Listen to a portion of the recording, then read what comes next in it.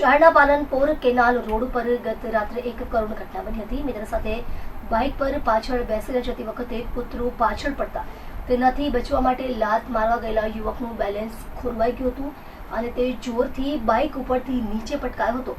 તેને માથાના ભાગે ગંભીર ઈજાઓ પહોંચી હતી અને તેનું કરુણ મોત નીપજ્યું હતું। નવી સિવિલ હોસ્પિટલના સૂત્રો પાસેથી મળતી માહિતી મુજબ કતારગામ દરવાજા ખાતે આવેલ કુબેરનગરમાં રહેતો ઘનશ્યામ શામજીભાઈ પરમાર ઉંમર વર્ષ 40 ગત રાત્રે મિત્ર નિતેશ સોલંકી સાથે બાઇક પર પાછળ બેસીને જઈ રહ્યો હતો ત્યારે Palanpur canal road Maruti service centre પાસેથી પસાર થઈ રહ્યા હતા ત્યારે કૂતરું પાછળ દોડવા લાગ્યું હતું અને તેના પગ પાસે આવી ગયું હતું જેથી કૂતરાને ભગાડવા માટે લાત મારવા છતાં તેનું બેલેન્સ ખોરવાઈ ગયું હતું અને તે જોરથી રોડ ઉપર પટકાયો હતો। રોડ પર પટકાતા તેને માથાના ભાગે ગંભીર ઈજા પહોંચી હતી।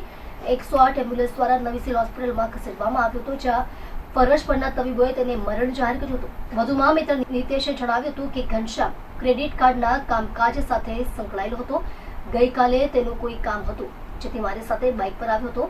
તે બાઇક પર પાછળ બેસેલો હતો ત્યારે કૂતરું પાછળ દોડવા લાગ્યું હતું અને દોડતા દોડતા તેના પગ સુધી આવી ગયો હતો જેથી તેને ભગાડવા માટે લાત મારતા તે બાઇક પરથી રોડ પર પટકાયો હતો અને તેને માથામાં પાછળના ભાગે ગંભીર ઈજા થઈ હતી। તેને લોહી પણ નીકળવા લાગ્યું હતું। ઘટના અંગે ખબર પડતા આસપાસથી લોકો દોડી આવ્યા હતા અને 108માં સિવિલ હોસ્પિટલમાં લઈ ગયા હતા। બનાવ અંગે પાલ પોલીસે આગળની તપાસ હાથ ધરી છે। નમસ્તે, મારું નામ તુષાર પરમાર ગોવિંદભાઈ, જે મારો ભાઈ એક્સપાયર થઈ ગયો છે આજે, જે ઘનશ્યામ શામજી પરમાર। ગઈ રાતે એ લોકો ઓફિસ રિલેટેડ કાંઈ કામ રિલેટેડ ગયા હતા બિકોઝ રસ્તામાં પાલ એરિયા છે રોગટનેર, ત્યાં અરાઉન્ડ 12-12:30 વાગ્યાની ઘટના હતી। એ લોકો આવતા હતા અને પાછળથી કૂતરો એને કરડવા ભાઈ ગયો અને ભાઈને ડર લાગ્યો તો એને પગ ઉપર લેવા જે રીતના બેલેન્સ એનું હલતું પાછળથી બેલેન્સ ચાલ્યું ગયું અને પાછળ બેગ ભાગી ગયું અને ઘટના સ્થળે જ એક્સપાયર થયેલ છે।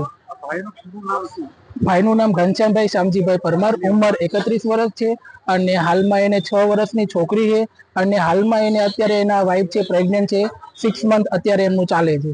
તો મારું એટલું જ મેસેજ છે સરકારને તથા કે મહાનગરપાલિકાને કે આવું બીજી જે મારા ભાઈ સાથે બની ગયું છે, જ્યાં કોઈ બીજાના આવું ના બને એનું આવું મારું ભાઈનું પરિવાર છે અત્યારે તો એ વેરવિખેર થઈ ગયું અને અમે મિડલ કાસ્ટમાંથી સાહેબ આવીએ છીએ।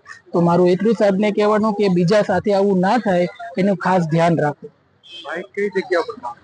ભાઈ પ્રાઇવેટ કંપનીમાં કામ કરતા હતા, જે આપણે સ્પાઇન લેબ કરીને આવે છે, જે સ્વાઇપ મશીન આવે ને એમાં કામ કરતા હતા। એસએમસી ને તો એ જ મેસેજ કે સાહેબ બીજી વખત આ થઈ ગયું છે બીજા કોઈની સાથે ના થાય એ વધારે બેસ્ટ।